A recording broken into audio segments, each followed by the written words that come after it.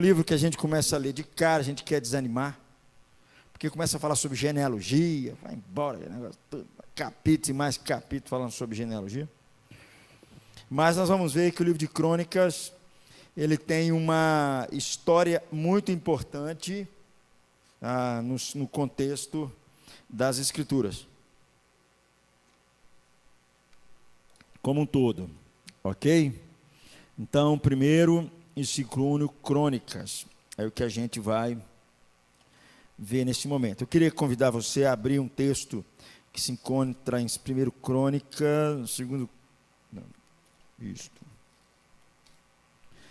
Crônicas, capítulo de números 7, se eu não me engano, não botei aqui não.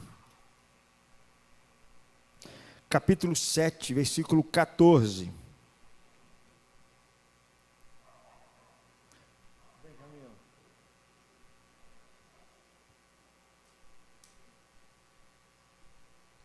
Se você não tiver Bíblia, você pode sentar perto de um crente aí. Brincadeira, Aleph. Eu perco um amigo, mas não perco a piada, Aleph. Está entendendo? Brincadeira. Segundo Crônicas, capítulo 7, versículo 14. Vamos comigo? Se o meu povo, que se chama pelo meu nome, se humilhar e orar e me buscar, e se converter dos seus maus caminhos, então eu ouvirei dos céus, perdoarei os seus pecados e sararei a sua terra. Que maravilha, hein?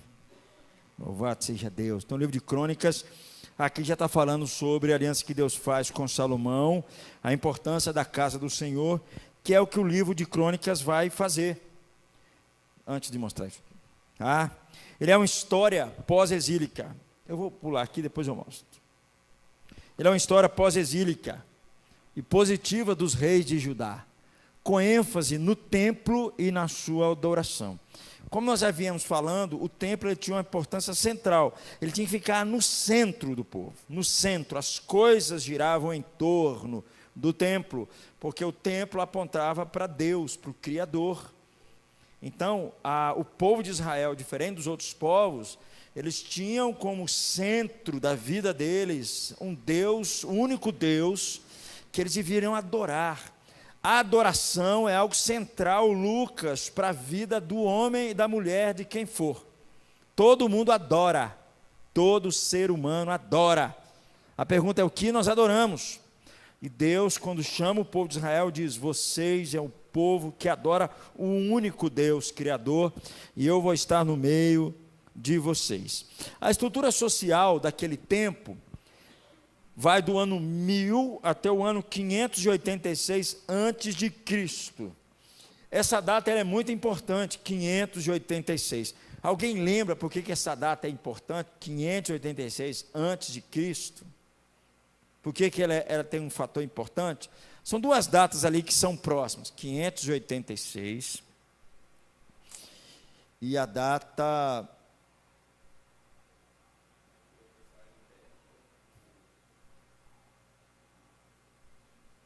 586 a.C.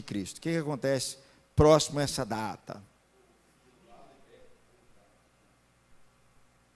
Contrário. O povo de Israel é levado cativo. 586, exatamente.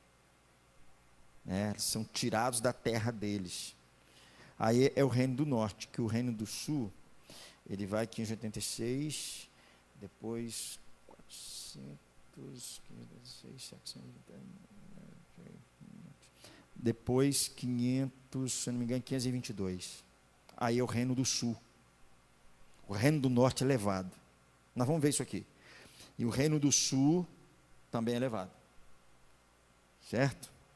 Aí, isso é muito importante para a gente entender isso. São levados, depois eles são trazidos novamente. Ok? Para a gente entender a história do povo como um todo e o significado que isso tem para a vida. O ano 1000 ele tem a sua importância porque ele vai começar a mostrar a instalação dos primeiros reis de Israel.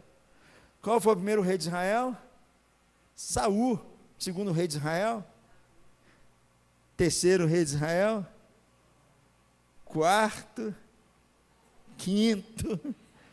Sexto? Vamos embora. Jeroboão foi um rei sim, está certo, né? Agora presta atenção nessa palavrinha aqui, ó. É uma comunidade, 3 palavrinhas aqui, ó. Crônicas, o templo, o rei e o profeta.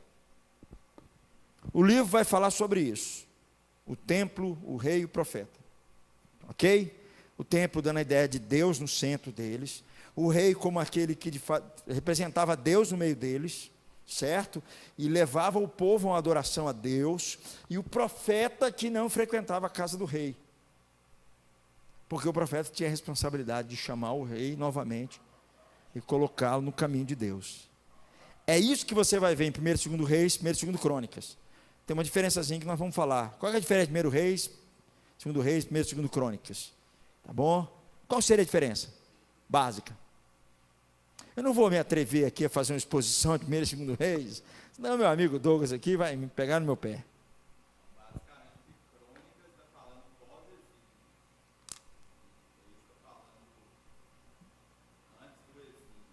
Não necessariamente.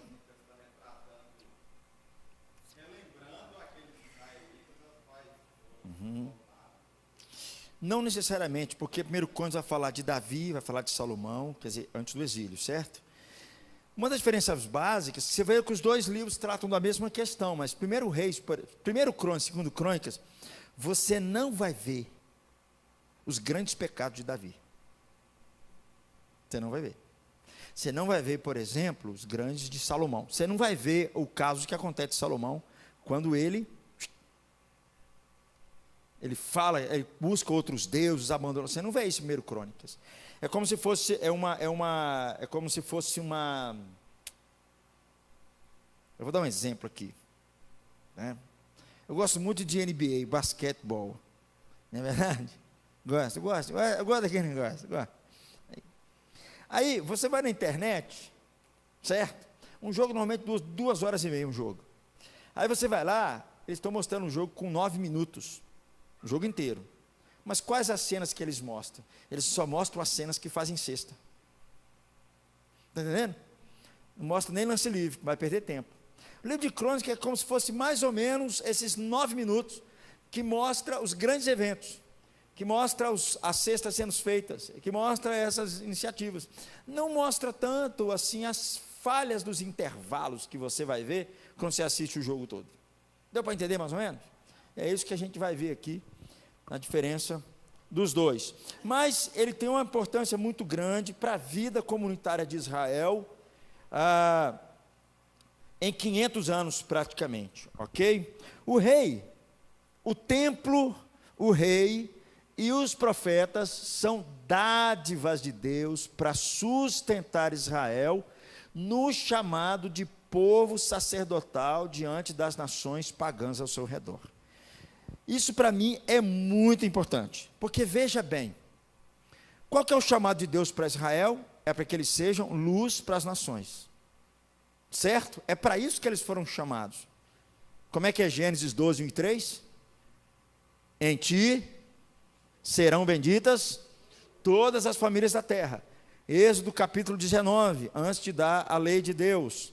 Qual que é o resumo? Fala, estou chamando vocês para que vocês sejam um reino de sacerdotes. Pedro vai utilizar isso depois, quando vai falar sobre a igreja.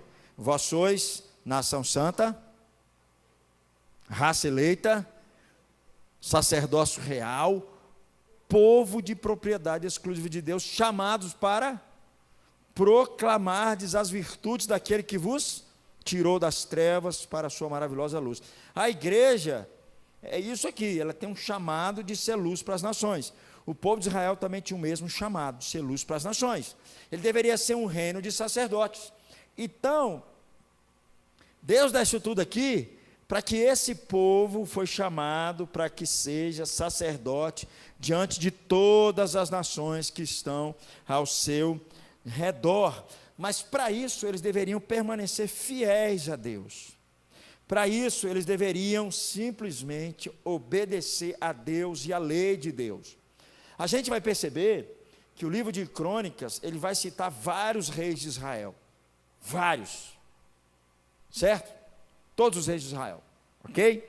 E aí vocês vão ver que tem uma questão importante com a conexão com Juízes. O Douglas falou primeiro Reis, segundo Reis, mas só quero voltar um pouquinho, porque em Juízes, quando você lê Juízes, eles terminam clamando por um rei. Cada um fazia o que bem entendia, e eles clamam por um rei. E qual que é a ideia deles, que viviam ali no meio de tribos? Eles estavam com medo das ameaças.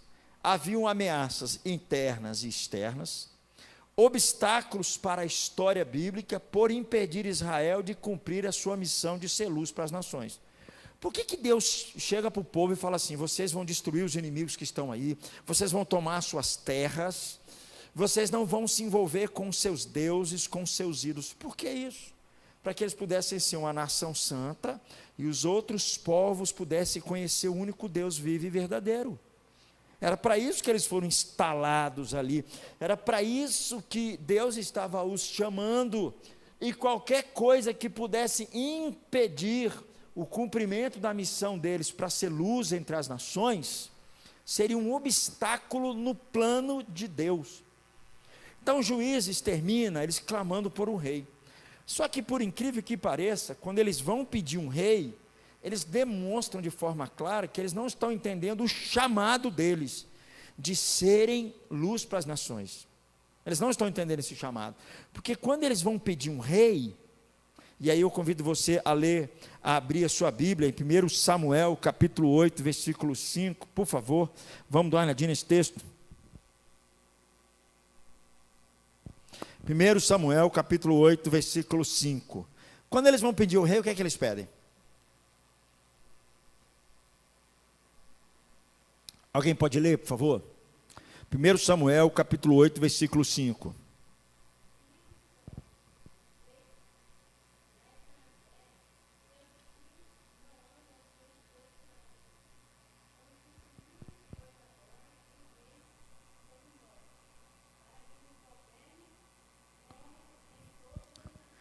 Para que eles nos governam como as outras nações têm rei. Quando eles fazem esse pedido para pedir um rei, eles estão mostrando, Douglas, que eles estão se afastando de Deus, que eles não querem cumprir a missão que Deus confiou a eles, para que eles sejam uma bênção para todas as nações, uma bênção para todas as famílias, porque eles querem um rei conforme todos os outros povos. Eles estão pedindo um rei para eles, dizendo assim: nós queremos ser uma nação política forte, nós queremos criar os nossos filhos, ter a melhor educação, os melhores hospitais, mas nós não queremos que Deus governe aqui. Nós queremos ser como os outros povos. E Deus falou: vocês não foram chamados para isso, vocês foram chamados para ser um povo santo, para que os outros povos possam me conhecer. É o chamado de Israel. E quando eles fazem esse pedido aqui, eles estão indo na contramão daquilo que Deus já tinha dito para eles: vocês têm que ser uma bênção para todas as famílias da terra. Quando eles pedem um rei para si, e eles estão pensando num rei parecido com os outros reis, ok? É porque eles estão abandonando o chamado missional deles. Olha o versículo 19 e 20, do capítulo 8 ainda. Por favor, alguém leia, por favor, versículo 19 e 20.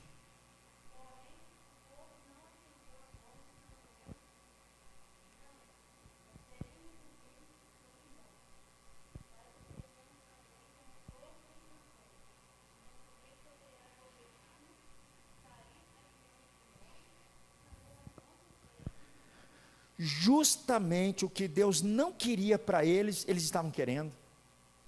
Estavam querendo ser um povo como os outros povos. E isso Deus não estava querendo para eles. E aí o que vai acontecer então? Deus vai conceder a eles um rei. Ok? E é esse rei, na figura da pessoa desse rei, que eles vão perceber esse rei Raimundo sendo fiel a Deus, sendo fiel à aliança, seria de fato a figura que Deus queria para eles, para conduzi-los, para que eles pudessem ser um povo santo e um reino de sacerdote para as outras nações. E quem é esse rei? Quem poderia me dizer? Quem é esse rei? Quem foi esse rei? De todos os reis de Israel, qual foi esse rei? Davi. Davi foi o rei. Davi foi o cara. Vocês podem reparar, quando você lê 1º e 2º Reis, Crônicas, todas as vezes que levantava um rei, que obedecia a Deus, como é que ele falava? Esse rei andou conforme o meu servo Davi. Quando ele acertava, esse rei andou conforme o meu servo Davi. Eu até acredito, sabe, Lé, que quando o povo, lá no tempo de Jesus, quando eles proclamam, eles estão em busca de um rei, a figura que eles têm na cabeça é Davi. É Davi, não é nem Salomão, é Davi. Davi foi o único rei que destruiu todos os inimigos, todos. Salomão só tirou foto. O leão estava morto, Salomão botou o pé para tirar foto. Quem matou o leão foi Davi. Davi matou o leão. Davi destruiu até os filisteus, que ninguém conseguia fazer esse negócio. Davi conseguiu. A gente vai perceber que depois de Salomão, o reino começa a diminuir, vai perdendo terreno, o povo, ok? Eles vão perdendo terreno.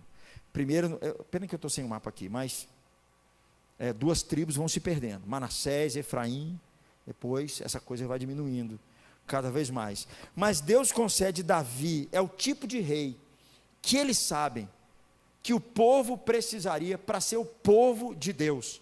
Porque, gente, ser sincero para vocês, quando a gente lê Salmos, a gente lê as orações de Davi. Quando você vê Davi perto de morrer, já na sua última respirada, está até em 1 Crônicas 29, que é uma das orações mais lindas da Bíblia. Tua, Senhor, é a honra, a majestade, o poder, porque tudo vem das tuas mãos, tudo te damos. Quem sou eu, quem é o meu povo para te dar? Tua, Senhor, é a glória. Davi era um homem conforme o coração de Deus. Pois não, Aleph.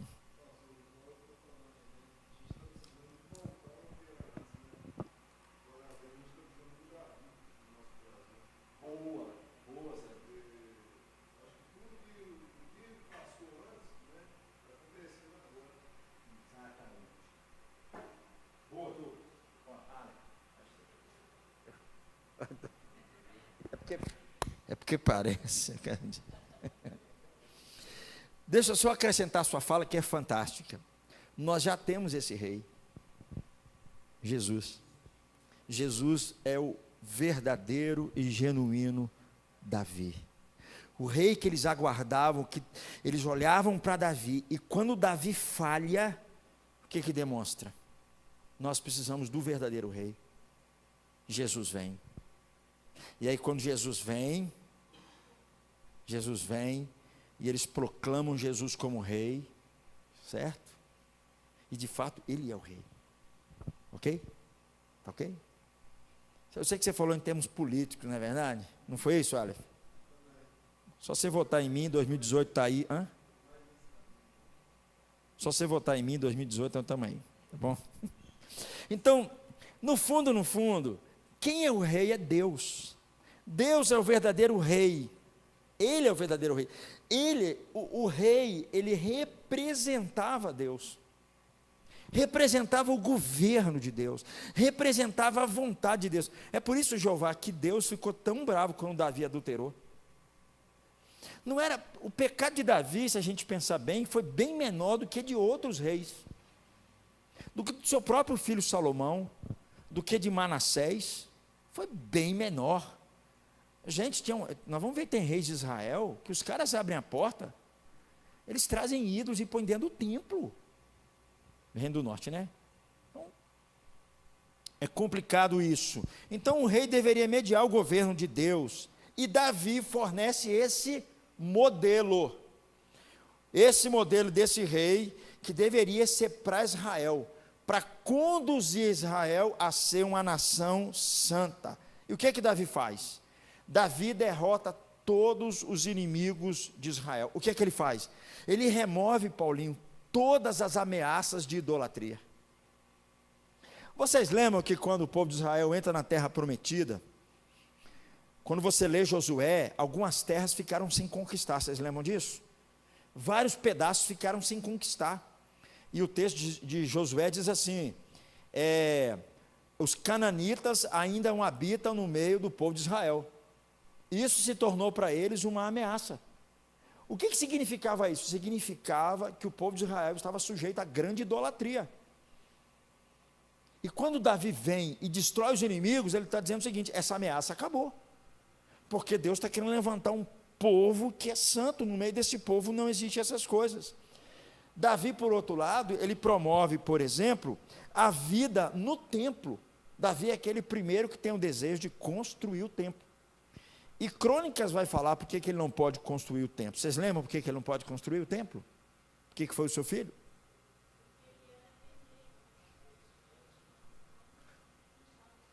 Mãos sujas de sangue. Davi não podia, né? Com as mãos sujas de sangue, ok? E nós vamos ver que em Crônicas o templo ele é muito importante para eles e para nós. Não o templo de Salomão que está lá em São Paulo, gente, tá bom? Esquece desse negócio, ok? O que isso deveria fazer? O templo, assegurar o culto ao povo, assegurar a presença de Deus no meio do povo, assegurar a possibilidade do povo se aproximar de Deus e pedir perdão a Deus, através dos seus sacrifícios, sustentar a vida do povo, a vida espiritual do povo. E mais, o rei como Davi, ele tinha a importância de administrar a lei de Deus. Por que tinha que fazer isso? Para que o povo de Deus pudesse refletir diante dos outros povos que eles eram o povo de Deus. Era isso que o rei deveria fazer, ok? Ele deveria mediar, na verdade, o rei, para que eles pudessem ser uma nação fiel entre todos os povos. E eu sei que você já leu o primeiro rei, segundo reis, Crônicas, eu fico encantado com Davi. A postura de é encantador você ver Davi. Você vê como é que ele governa o povo, você vê como é que ele trata as questões, você vê que ele está recorrendo a Deus, ele não comete os vacilos que Saul cometeu, né? De querer se adiantar, nós não precisamos de Deus para guerrear. Davi não faz isso, Davi não faz isso, conduz o povo sim. Então, essa nova instituição da monarquia que vai aparecer em 1 Crônicas, ela que permitia a Israel a independência e permitia também os espaços necessários para que o povo pudesse ser moldado e refletisse por meio da sua estrutura social o desejo de Deus. Nós já falamos isso aqui bem atrás, lá quando nós falamos sobre Levíticos e Números. Por que Deus dá a lei para o povo?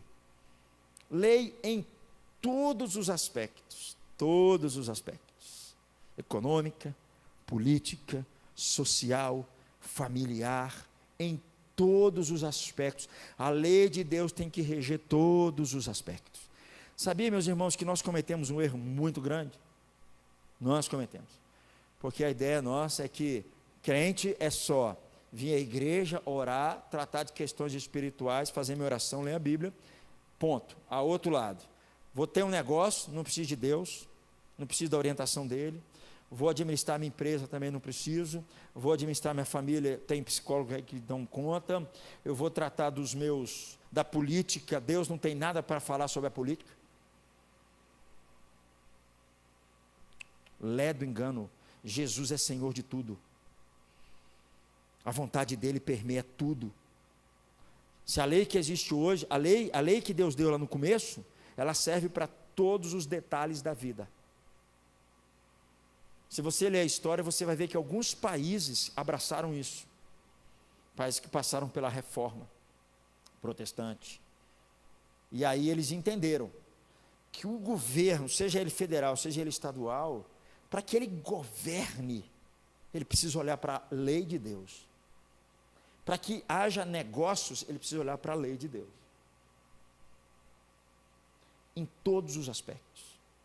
Então, era isso que o rei deveria conduzir o povo em todas as áreas. Tudo deveria estar debaixo da Torá de Deus. Oi.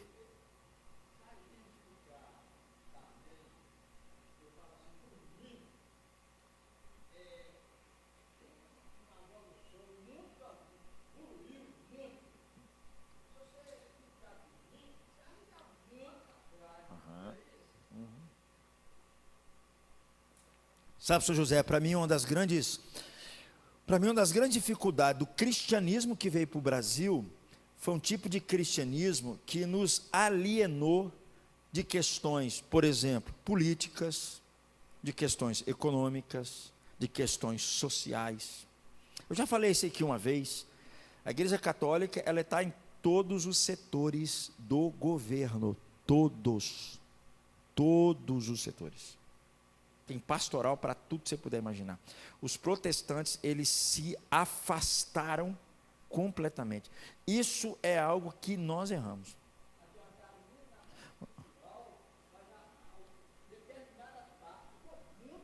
Muito para trás. Exatamente, senhor José. E desculpe dizer, senhor José, que infelizmente nós ainda não aprendemos que quando você elege um político e ele é um cristão, desculpe falar, gente, o cara está ali só para defender a bandeira da igreja dele, só para comprar terreno para a igreja dele, só para ampliar os negócios dele, só para comprar um canal de rádio para a igreja dele, e ele, por favor, o que é isso? Por favor, não entendeu nada, não é assim não entendeu nada. Então, é bom dizer isso, porque nós vamos ver que o povo de Israel teve uma grande chance, uma grande oportunidade. Foi o tempo em que Davi estava no governo, era rei, a nação toda estava sendo conduzida pela lei de Deus, e eles deveriam ser aquela nação onde a lei de Deus governaria todos os detalhes da vida, todas as questões da vida, e eles se levantariam para dizer, é assim que Deus quer para os outros povos. Só que eles vacilaram. Eles também tropeçaram. Então o rei, ele deveria ser comprometido com a aliança de Deus. Ele não poderia ser alguém qualquer.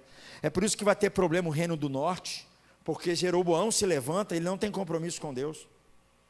Começa mal demais. Ele deveria ter compromisso com a lei de Deus como base para a sua vida, para a aliança de Deus. Israel agora tinha a oportunidade de fazer com que a vontade de Deus tivesse efeito em todas as áreas da vida, Jeová. Em todas as áreas da vida. Social, política, econômica, legal, religiosa. E não só religiosa. Não só. Eu já falei isso aqui uma vez e vou repetir. Por exemplo, quando escolheram lá, graças a Deus, a Igreja Batista para tratar a questão da Cracolândia no Rio de Janeiro, em São Paulo, não é verdade? E eles estão chamando até de Cristolândia, né? Falar, né? Que legal, que bom, eu fiquei feliz. Que bom. Mas eu também gostaria que chamasse os batistas para discutir sobre política da cidade, sobre educação, sobre construção de estradas. Eu gostaria. Porque o cristão, ele tem contribuição em todos os setores da vida. Mas isso é uma área que não vale, porque hoje, eu não quero entrar nesse detalhe, a fé cristã, isso é opinião minha, gente, se tiver certo ou errado, você se vira depois para achar. Porque, qual que é a grande questão, por exemplo, da questão da ideologia de gênero? Sabe qual que é a grande questão que está por trás?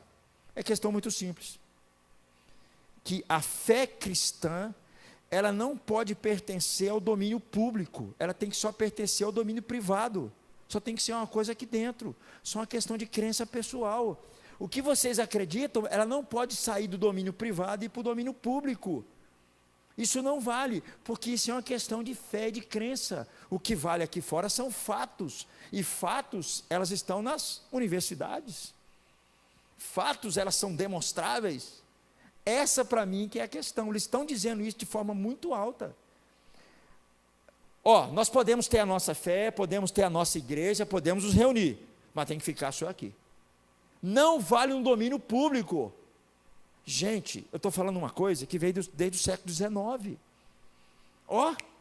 Muito tempo. Muito tempo. Então nós precisamos rever tudo isso. Mas eu não vou entrar nesse detalhe não, porque eu vou até me emocionar, não é verdade? Abra sua Bíblia em 2 Samuel, capítulo 7, versículos, rapidinho, segundo 7, eu nem cheguei em crônica ainda, gente, 2 Samuel ainda. 2 Samuel, capítulo 7, vamos lá, versículo de número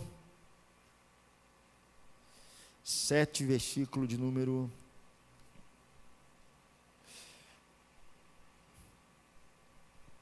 Isso. Versículo 12 a 14. Alguém poderia ler?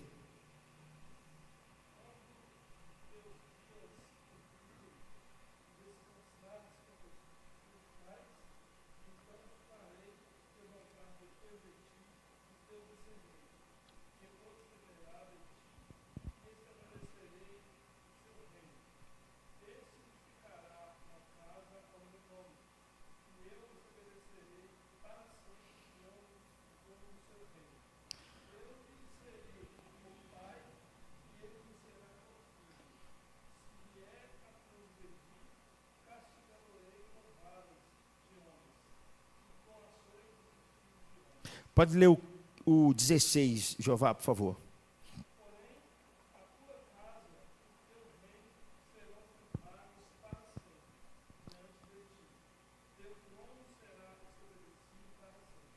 Teu trono será estabelecido para sempre. Essa palavra de Deus, ela se cumpriu. E a ideia é que começa a trazer a ideia do reino, do rei, não simplesmente como uma questão política, mas como um prenúncio de uma obra que Deus haveria de fazer, porque ele seria rei eterno. Para cumprir os propósitos de Deus por meio do povo de Israel, é uma obra redentora. Eu vou ser o rei de forma eterna. Aqui a gente entende, Aleph, que esse rei aponta para Jesus. Que ele haveria de governar não simplesmente questões humanas, mas tudo, né? Quem se lembra de Mateus 28, 18, né? Toda a autoridade me foi dada nos céus e na terra.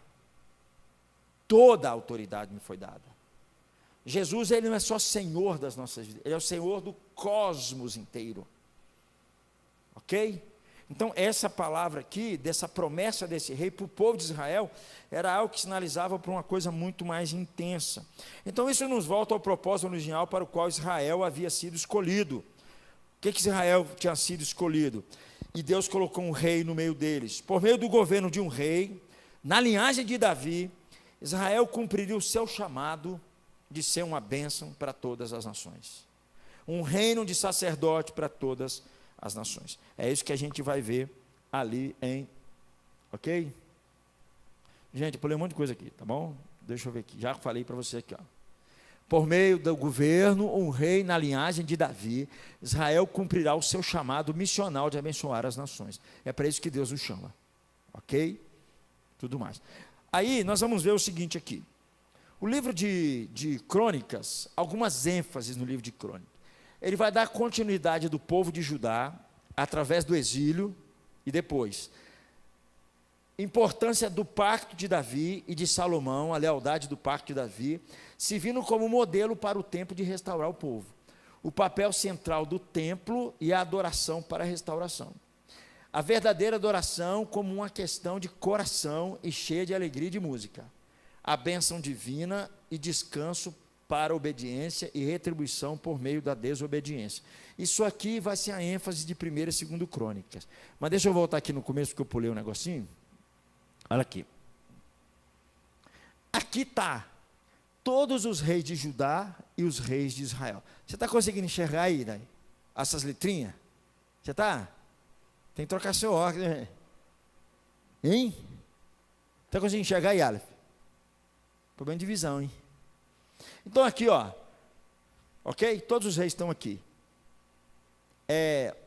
Eu achei interessante isso daqui. Começa aqui, ó, aqui em cima, ó, Saul, Davi e Salomão, ok? Aí depois os reinos vão se dividir logo depois de Roboão aqui, ok? Vai dividir.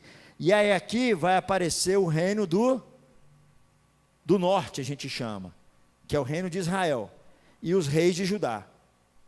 Se você observar, todos os reis de Judá, eles seguem a descendência, não pode ser fora da descendência, todos aqui são filhos de Davi, da descendência de Davi, todos do reino de Judá, e eles cumprem isso. Tem um momento, que eu não me lembro o texto, em que, quando aquela rainha má se levanta, ela manda matar todos daquela família dos reis, e ela que assumiu o trono. Um filho é escondido, ele é o rei de Israel, porque tem que seguir essa linhagem aqui. Agora, do lado de cá não, aqui vira uma bagunça o reino do norte. Primeiro que Jeroboão não era nem descendência de ninguém. Jeroboão, ele era um capitão lá, ele era alguém que trabalhava, que era um soldado, um guerreiro lá no reinado de Roboão e de Salomão. Ok? Vocês lembram como é que foi que aconteceu? Quando chegam para Roboão e falam assim: Roboão, seu pai Salomão, para construir o templo, construir esses negócios todos, ele criou muito imposto. Tem como você diminuir para a gente? O povo pediu. Quem foi o representante? Foi Jeroboão. Ok? Jeroboão primeiro. Aí, o que Roboão falou? Assim, eu vou consultar os anciãos. O que eles falaram? Não, diminui o imposto. Também está muito pesado. Aí, Roboão tinha uns amiguinhos que cresceu com ele na creche, tomando Danoninho. Os meninos nunca enfrentaram nada na vida, não é verdade? Não sabe o que é sentir dor. Hã? Foi perguntar aos meninos da OMP, não é verdade? Aí, o que você acha? Que isso, Salomão? E aí, Roboão? Põe mais peso. Seu dedo minguinho vai ser mais grosso que o dedo polegar. Gostei, hein? Aí o que acontece? Jeroboão leva 10 tribos para o norte. E 2 tribos vão para o sul. Queremos o nome das tribos do sul? São as tribos do sul: Benjamim e Judá. O resto fica tudo para a parte de cima. E aí Jeroboão, você vai ver na história, está em 1 Reis. Você não vai ver isso em Crônicas. Que ele ficou preocupado. Ele falou assim: ó, o povo de ano em ano desce a Jerusalém para adorar no templo. Esse povo vai e não vai voltar mais. Vamos fazer o seguinte: vamos fazer uma cópia do templo aqui em Samaria, vamos criar sacerdotes, vamos botar aqui, ok? E aí o povo não vai precisar descer para ir para Jerusalém. É aí que a coisa começa a se perder. Porque o sacerdote não foi ungido por Deus, a Samaria não era o reino onde Deus queria. Vocês lembram quando Jesus vai discutir com a mulher de Samaria? Onde é que se deve adorar? Em Samaria ou em Jerusalém? Por causa desse negócio aqui. Ficou uma briga para os 2 povos. Exatamente, né? Aqui não dá para ver de longe aqui, mas no meio desse gráficozinho tem um dedo assim, ó. Tá vendo os branquinhos? É o dedo assim. Os que estão aqui em preto aqui, ó. Não é verdade? Ou seja, os reis que caminharam com Deus aqui, ó. Todos que caminharam com Deus aqui, ó. Asa, Josafá, Joás, fez conforme Deus estabeleceu. Aqui não. Reoboão, Abias, olha a turma do sul aqui, ó, do norte aqui, ó. Ninguém. Se afastaram. E aí, daí que a gente vai começar. Por que eu estou jogando isso? Porque quando você for ler os livros proféticos, você tem que entender que os livros proféticos, eles estão inseridos aqui, ó. Ou são profetas que estão trabalhando no reino do sul, ou profetas que estão trabalhando no reino do norte. Elias, por exemplo, aqui, ó. Acabe, Honre, Acasias. Isaías, você vai ter aqui, ó, no tempo de Uzias, Jotão, Acás. São os profetas. Aí você conecta o livro profético àquele contexto. Senão, não tem jeito. Tá ok? Então, a visão geral, deu para dar uma ideia aqui, gente? Esse quadrinho é melhor. Ok? Geral aqui. A linha cronológica dos reis de Judá, olha aqui, ó. Saul, Davi, Absalão. Aqui divide o reino, ó. Roboão aqui, ó. Jeroboão primeiro aqui, ó. Turma em vermelho. Reino do norte. Turma em verde. Reino do sul. Por que eu falei 586? Por causa daqui, ó. Ano 1586, o reino do norte. Ok? Aqui o povo é levado para Nabucodonosor, levado para a Babilônia. Aqui o povo se torna, a Assíria toma tudo. Qual o profeta que está aqui? Oséias, nesse período aqui, ó, finalzinho. Então, para você ler os livros proféticos, você tem que perceber que o profeta está conectado em algum desses reis no período da história. Senão você não vai entender nem a fala do profeta. Tudo bem? Vamos botar aqui então. Aqui. Então enfatiza isso. A visão geral das cronologias. Quando você abre 1º e 2º Crônicas, bom, quando você abre lá, você vê de cara cronologia, que é um negócio meio desanimador. Não é verdade? O livro de Crônicas, meu amigo, ele é o último livro da Bíblia hebraica. A nossa versão veio da a colocação do livro de Crônicas, assim, se você fosse ver em termos de data, ela teoricamente não teria aqui, ela seria o último livro, porque fala do último rei lá, ok? Então ela toma o seu lugar no final dos escritos. Então a história em si, ela é dividida em 3 partes, ok? Dividida em 3 partes aqui que a gente vai encontrar no livro. Começa com a genealogia. Você está com Crônicas aberto? Vai lá. Aquela passeada por cima assim, de Crônicas. Do capítulo 1 ao capítulo 9, fala das genealogias. É o capítulo que todo mundo pula. Não é verdade? Aí, começa aí. Ó. Agora, o que é importante aqui? Por que essas coisas são importantes? É porque da linhagem de Adão, atravessa Judá, passa pelos levitas. Por um lado vai dizer que Jesus não caiu do céu como um ET, meus amigos. Jesus faz parte de uma linhagem. Essa história tem conexões com o passado. É importante dizer isso, ok? Segunda parte do livro vai de 1º Crônicas 10 a 2º Crônicas 9. Conta a história da monarquia. Sobre qual governo? Sobre a liderança de Davi e de Salomão. Então, se você olhar aí 1º Crônicas, a partir do capítulo 9, capítulo de número 10, dá uma olhadinha assim por cima, você vai começar a ver a liderança que foi unificada por Davi, ó. Derrota de Saul, sepultura de Saul, e vai até 2º Crônicas, capítulo 9, é a parte mais longa de todo o livro, vai até o fim do exílio, ok? Desde o início de Roboão, até o fim do exílio, e concentra-se apenas nas dimensões positivas. Por isso que 1º Reis você não encontra isso. 1º Crônicas ele tirou os aspectos negativos, só botou os aspectos, vamos dizer assim, positivos da vida dos reis, ok? E aí dentro disso aqui você vai ver o seguinte, 1º Crônicas, do capítulo 10 ao capítulo 21, conta a história de Davi sozinho. De 22 a 29, Salomão na história de Davi. Aqui em Davi prepara a construção do templo.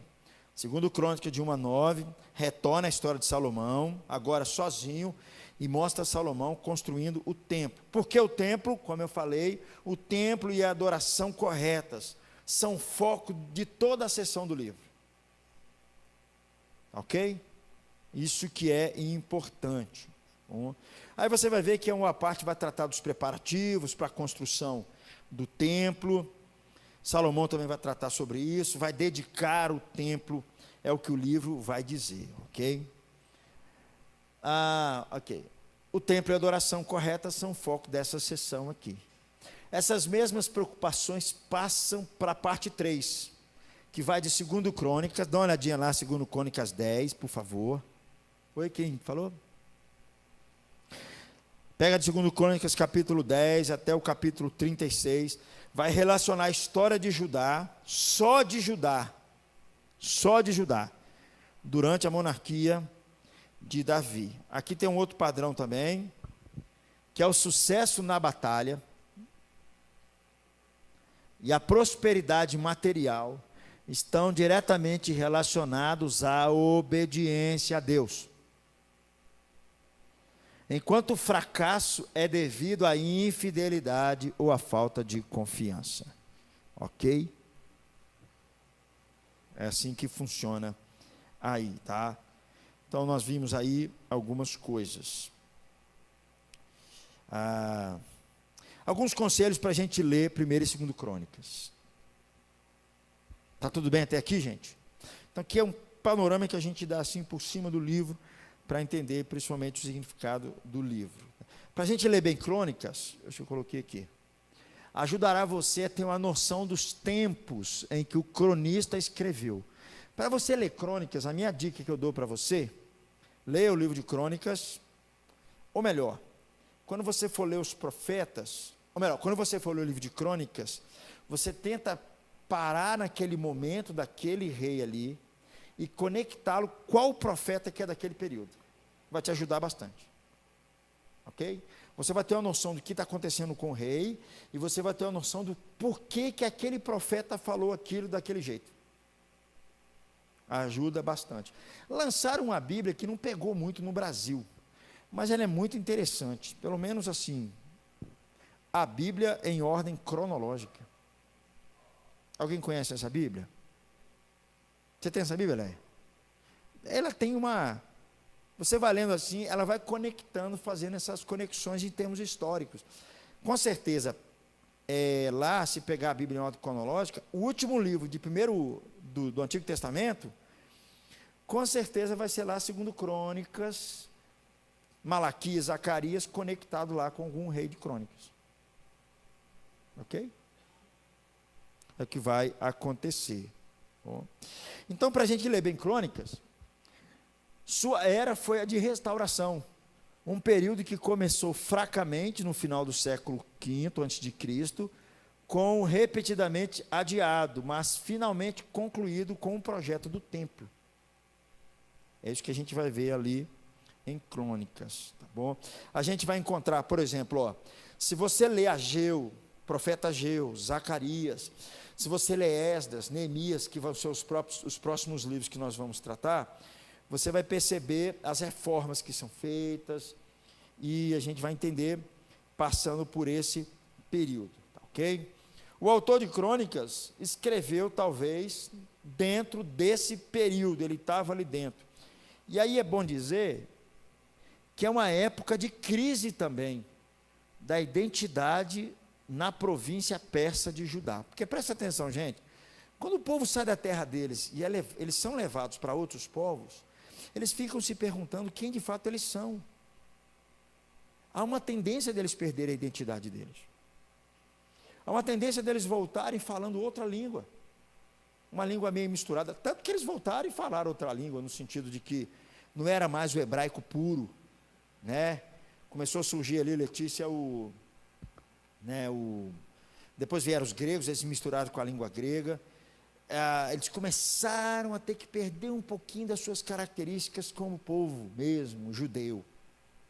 Eu acho tão fantástico isso, gente, porque se você olhar a conversão de Paulo, é tão fantástico, porque quando Jesus vai conversar com Paulo, na estrada de Damasco, adivinha em que língua que ele fala?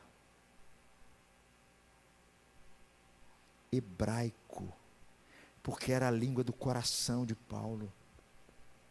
Gente, isso é fantástico. Eu tive uma experiência interessante aqui, quando tinha uma jovem que frequentava a nossa igreja, o marido dela era Los Hermanos, era argentino, né? Aí eu lembro que eu fui em BH e falei assim, vou comprar uma Bíblia para ele em espanhol. Dei uma Bíblia para ele em espanhol. Menino, o olhinho dele até brilhou. Até brilha, porque é a língua do meu coração, Senhor.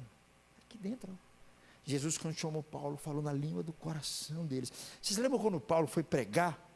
E aí o pessoal já estava todo mundo bravo, querendo dar uma surra em Paulo. Paulo pede para o povo se acalmar, e ele começa a falar em hebraico. O povo fica em silêncio. É diferente, gente. Então o povo, quando é levado para lá, eles começam a se perguntar sobre a identidade deles. Aquela mistura toda. E por isso que o livro de Crônicas trata sobre essa restauração também, como se fosse um segundo êxodo, imaginado até pelo profeta Isaías, que vai tratar dentro desses períodos aí, né? Então a gente vai perceber que lá em Isaías, que vai fazer referência Crônicas vai fazer referência, inaugura uma nova era, que incluía a restauração, a reconstrução simbólica de Jerusalém e do templo. Está lá em Isaías, nós não vamos ler esse texto não, ok? A gente sabe que só um grupo de judeus que voltou para a terra prometida, ok? O segundo templo a gente vai encontrar em Ageu. Já a glória não era tanto assim. É tão bonito, né, quando você lê 1 Reis, né, quando eles constroem o segundo templo, segundo Reis, e aí quando os anciãos eles veem, alguns começam a chorar, porque conhecia a glória do primeiro templo, e do segundo era bem diferente, né, que foi reconstruído lá no tempo de Esdras, ok? Então, enquanto o próprio Jerusalém estava em decadência geral, com os poucos habitantes, que vai falar em Neemias, uma época de mal-estar espiritual, que foi gerado naquele período. Se você lê Esdras, por que eu estou citando esses autores? Porque Crônicas vai passar por tudo isso. Lá em Esdras, o que Esdras pede? Não quero que vocês casem com os povos dessa terra, para que vocês não criem casamentos mistos aqui. Você vê que o povo está passando em termos de perder a sua identidade. É nesse período que você vai levantar o profeta Ageu, o profeta Zacarias, ok? O cronista também, ele vai fazer uma releitura, meus amigos, brilhante da história de Judá. Pretendia dar à geração atual uma sensação de continuidade. Por que isso é importante? Por que ele começa a falar sobre genealogia? Porque vai dizer para o povo que eles têm uma linha, que eles têm uma identidade, que eles têm eles não, por mais que tudo aquilo que aconteceu, eles podem olhar para trás e perceber o que Deus fez no meio dos seus pais, dos seus avós, é o mesmo Deus. É muito importante isso, né? Eu sei que a gente, como brasileiro, a gente não esquenta muito cabeça com isso, né? Eu me preocupo com isso, meus irmãos. Eu sou doido para conhecer quem é o meu bisavô. Vai que ele tem umas terras aí perdidas aí e está procurando o herdeiro, não é verdade? Eu quero isso, Rodrigo, assim, não com segundas intenções, entendeu? Minha mãe sempre falava assim, o sobrenome da minha mãe é Andrade, ficou só com Letícia, lá em casa. E vocês já viram, meu irmão, Martins, vocês já viram aquela transportadora Martins? Eu falei assim, mãe, você não tem parentesco próximo, não, meu filho, ó, esses caras são de Uberaba, sua avó era de lá, mas quem sabe, mãe? Por isso que eu busco essa questão de genealogia, está entendendo, né? Então havia uma sensação de continuidade, com o seu grande passado, e se concentrar no templo e em sua adoração, como lugar onde essa continuidade poderia agora ser mantida. Central para o livro de Crônicas, se você for embora daqui, guardar isso, já ganhei meu estudo, é a importância do templo no meio deles. A construção do templo, a manutenção do templo, e tudo que gira em volta do templo. Então, o cronista está preocupado com o quê? Interessado na dinastia davídica.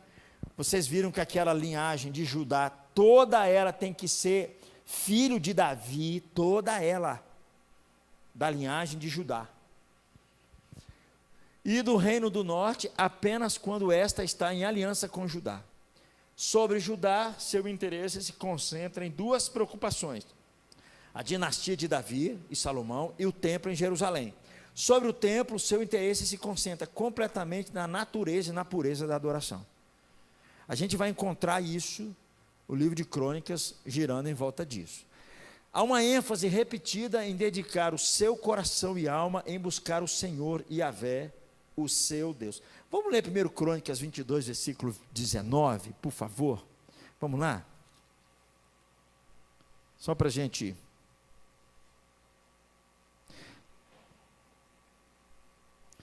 Isso não é um ritual, isso é muito importante. 1 Crônicas 22, versículo de número, 1 Crônicas 22, versículo 19. Vamos lá comigo?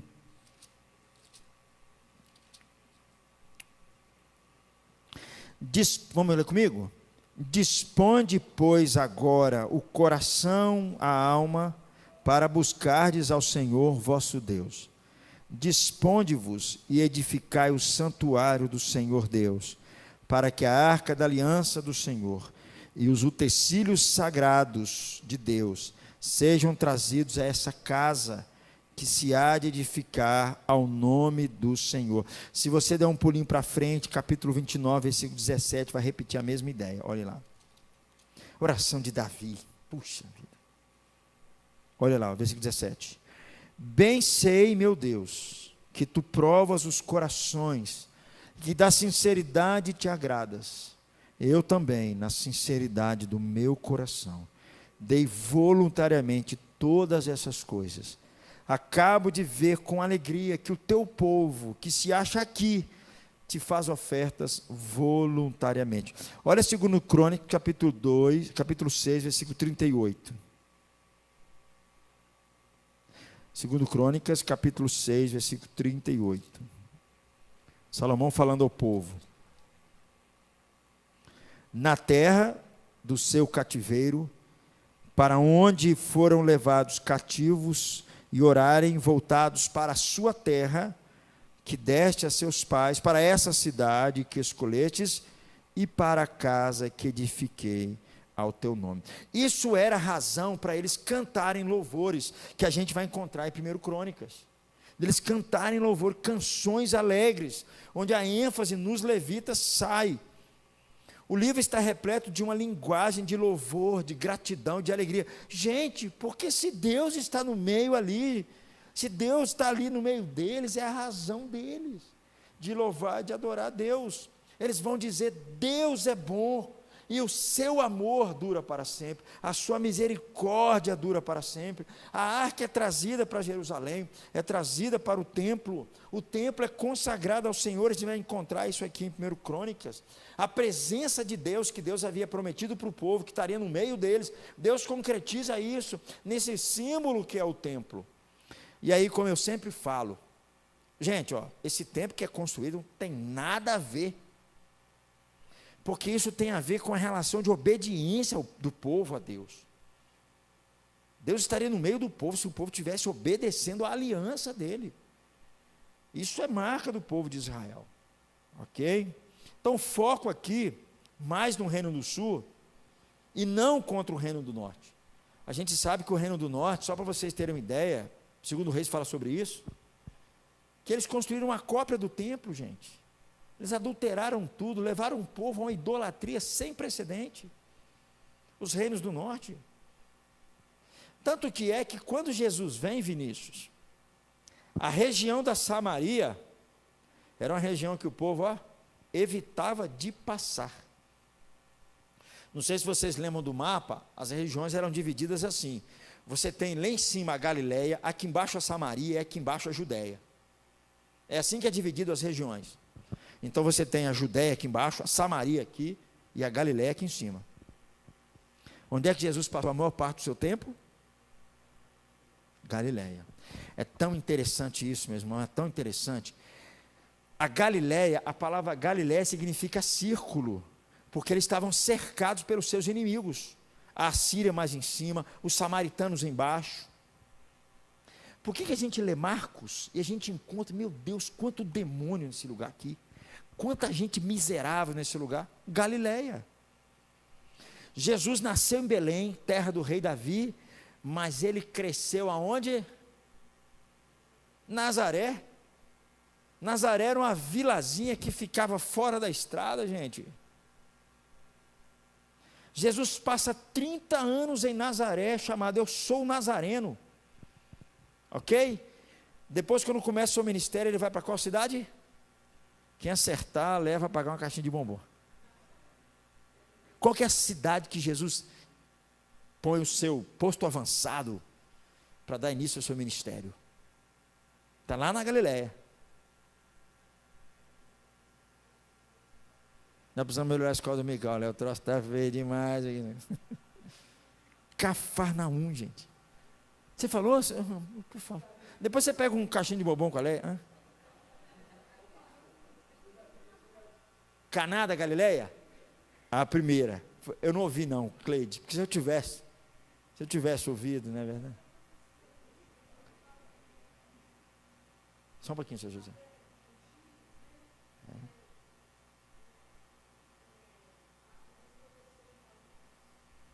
Galiléia dos gentios, exatamente, profeta. Jesus fica 3 anos, ele tem uma casa em Cafarnaum. E por que ele tem uma casa em Cafarnaum, Vinícius? Cafarnaum ficava na beirada da estrada. Nazaré ficava do lado. Eles tinham até um sotaque, né? Galileia. Mas por que eu citei isso? Eu citei isso pelo seguinte: porque os parentes do sul aqui, de Judéia, para visitar os parentes da Galileia, não atravessavam Samaria, gente. Eles não atravessavam. Quando Jesus passou pela terra dos samaritanos, os discípulos deram um pulo todo tamanho. Os samaritanos haviam aprontado. E o que é a região de Samaria? Jeroboão primeiro, começou lá atrás. Levou idolatria, fez uma bagunça danada, desviou o povo de Deus. Foram levantando reis atrás de reis. Quem não se lembra dos piores reis do Reino do Norte? Acabe, que tinha uma mulher. Jezabel, Deus me livre daquela mulher. Até Elias ficou com medo daquela mulher, está doido, né? Mulher, não, Deus me livre daquela mulher. Não é verdade? Mulher, bicho.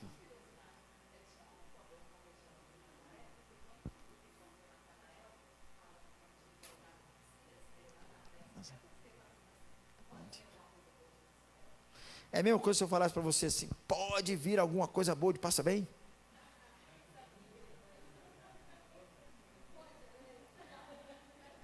Qual que é a ideia que pode vir alguma coisa boa? Qual que é a sua terra mesmo daí? Lá é Alvarenga. Pode vir alguma coisa boa de Vai e Volta? Terra do Paulo Moisés? Por qual que é a ideia? A ideia é assim: não tem nada. Uma vilazinha insignificante. Não tem nada.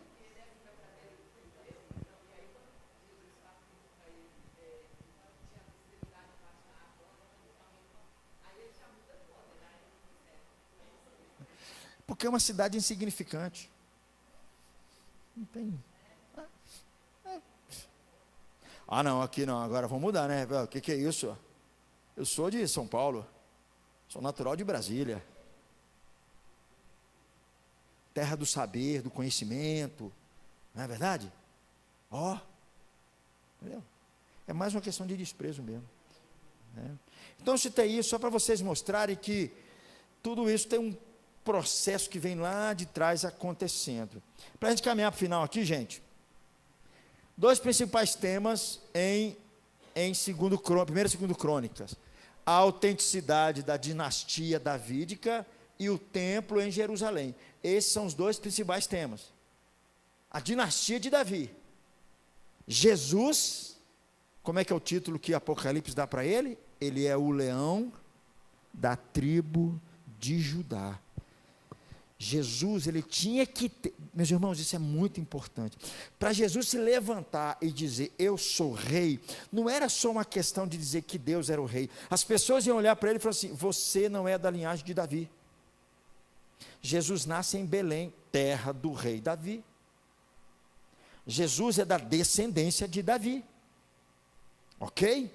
Mas não era só como rei. Jesus, ele tinha que ter na sua veia também, para ele ser o sacerdote, ele tinha que ter na sua veia a linhagem de um sacerdote, para ele ser o sumo sacerdote por excelência. Gente, tinha que tudo cruzar em Jesus.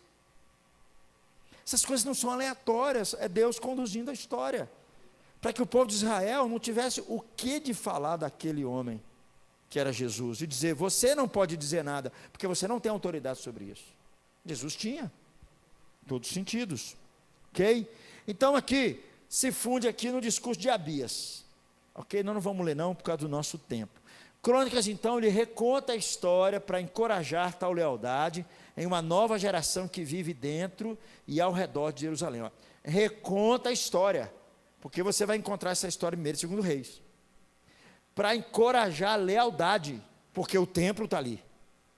Vocês não podem esquecer que vocês têm uma identidade, a identidade de vocês é como o povo de Deus.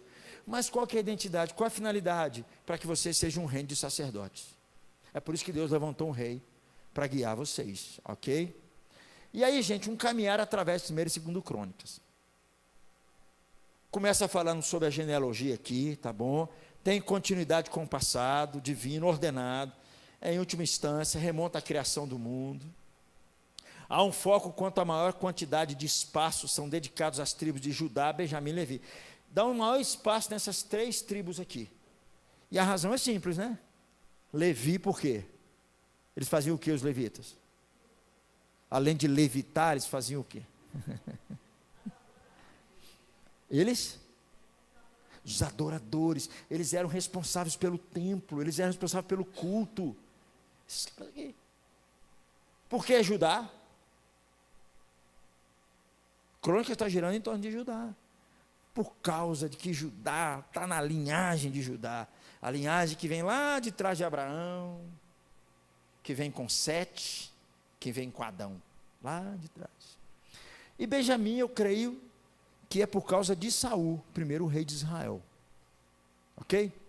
Vocês não se lembram que Paulo, quando ele vai dizer sobre seu currículo, ele fala assim: eu sou hebreu de hebreus, da tribo de Benjamim.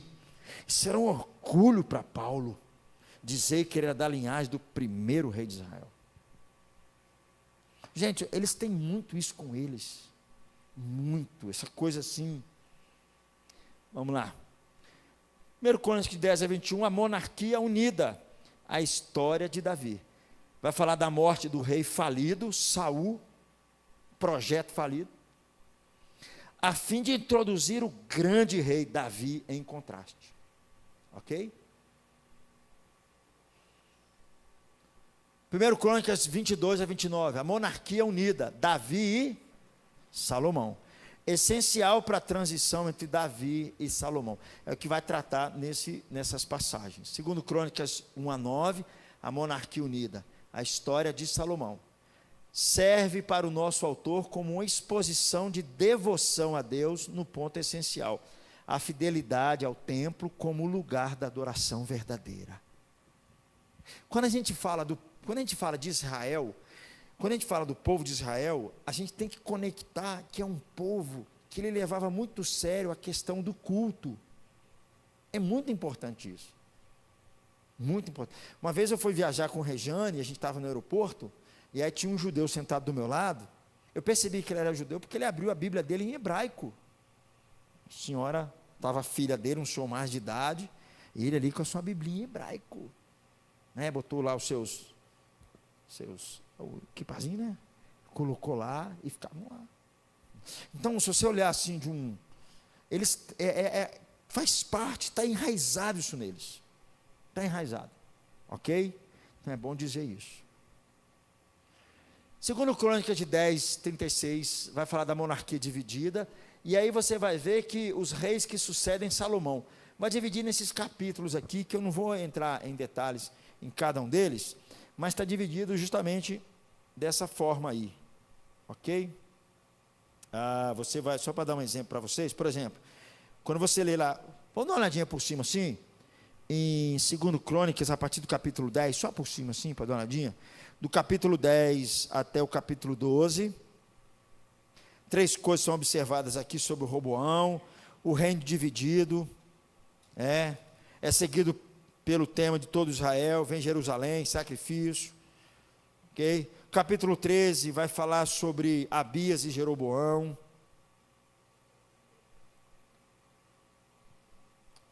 Capítulo 14-16 vai falar sobre Asa, o reinado de Asa. Deus chamou Asa, chamado ao Senhor, seu Deus.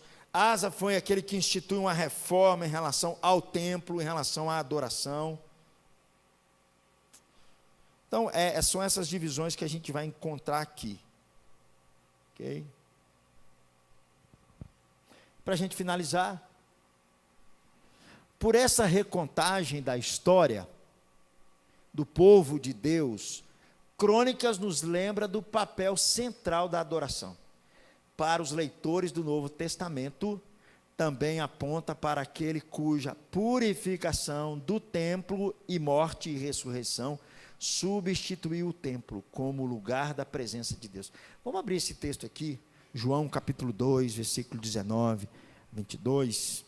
Alguém tem alguma pergunta, alguma colocação a fazer? Deu para entender agora, quando você for ler o livro de Crônicas, do que ele trata? João capítulo 2, versículos de números 19 até o 22. Como nós estamos falando, desde o começo, todos os livros, em algum aspecto, eles apontam para a figura central que é Jesus. Falamos de Juízes, dizendo que Jesus é o juiz que viria. Ok? Estamos falando de reis, que Jesus é o rei que viria, de forma bem ampla. Vamos ler então João capítulo 2, versículo 19 a 22. Olhem lá, vamos ler comigo. Jesus lhes respondeu: destruí este santuário e em 3 dias o reconstruirei. Replicaram os judeus: em 46 anos foi edificado esse santuário, e tu em 3 dias o levantarás. Ele, porém, se referia ao santuário do seu corpo. Quando, pois, Jesus ressuscitou dentre os mortos, lembraram-se os seus discípulos de que ele dissera isto, e creram na Escritura e na palavra de Jesus. Percebe então o foco do templo, aonde que isso desemboca? Alguém me falou, eu acho que foi um professor lá no Jumper. Se eu estiver falando alguma coisa errada, depois vocês me corrigem. Que o templo de Salomão, que o bispo Edir Macedo construiu, ele não é do templo de Salomão. Ele é do segunda construção. Ele é uma construção menor. De Salomão foi muito maior. Preciso verificar isso, mas eu ouvi esse negócio e ele não é tão grande assim como era o primeiro templo. Diz que ele é gigantesco. Diz que ele é gigantesco, o que está lá, né? Mas diz que o primeiro era bem maior. Foi, Leninha? Olha que legal. Ó.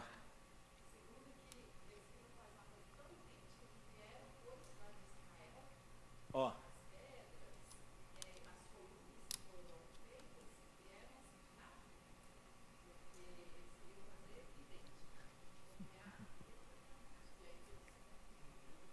Que bom saber que nós tivemos alguém aqui que foi auxiliar direto de Macedo, Leninha. Olha que legal, mas por que eu estou citando isso?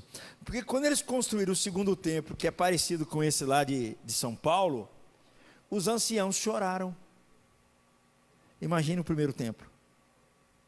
Imagine, Raimundo, como que não era o primeiro templo que foi destruído. Jesus está dizendo, tem alguém aqui que é maior do que o templo. Vocês estão encantados com essa beleza, com essa construção? Gente, isso é muito sério. Porque quando a gente fala de Jesus, a gente não tem as dimensões de Jesus. É muito maior, é muito mais profundo. Esse texto está dizendo para nós aqui, ó, que quando Jesus ressuscitou, finalzinho aí, ó, lembraram-se os seus discípulos de que o que ele dissera.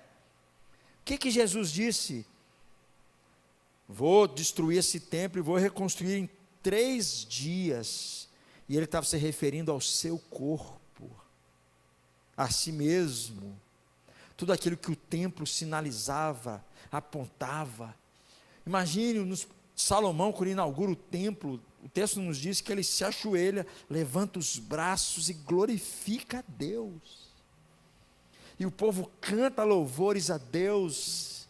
E eles dizem assim, porque a tua misericórdia dura para sempre. Era um orgulho para eles, mas eles transformaram o templo num mero ritual seco e sem sentido. Seco e sem sentido. Aí Jesus vem e fala assim, ó, aqui, ó, eu sou isso aí. Eu sou tudo que o templo sinalizava. Então, meus irmãos, o livro de Crônicas, ele tem essas 3 coisas centrais: o templo, o rei e o profeta. Gira em torno dessas questões. E por que isso é importante? Porque isso tem a ver com a nossa vida. A minha e a sua vida, como diz o apóstolo Paulo em Romanos capítulo 12, verdade? Rogo-vos, pois eu, pelas misericórdias de Deus, que apresenteis o vosso corpo, sacrifício vivo, santo e agradável a Deus. Este é o vosso culto racional. Ok? Então nós aqui, nós temos um privilégio melhor do que o dele, Sr. José, de ver em Jesus o que Jesus fez, os resultados da obra de Jesus na vida dos cristãos, na vida da história, e perceber, tem uma dimensão muito mais ampla do que eles, porque nós conhecemos de fato o que todo o templo simbolizava. Não eram aquelas belas paredes, não eram teoricamente os rituais ali dentro, porque isso a gente repete muito fácil, né? Então, gente, o livro dá a ideia isso aqui: o lugar da presença de Deus no meio do seu povo. Tudo bem? Alguma pergunta? Alguma questão? Se vocês não leram 1º e 2º Crônicas, leiam, invistam, leiam sim. Comece lá com a genealogia, ok? E vai embora. Bom, vamos orar então, gente.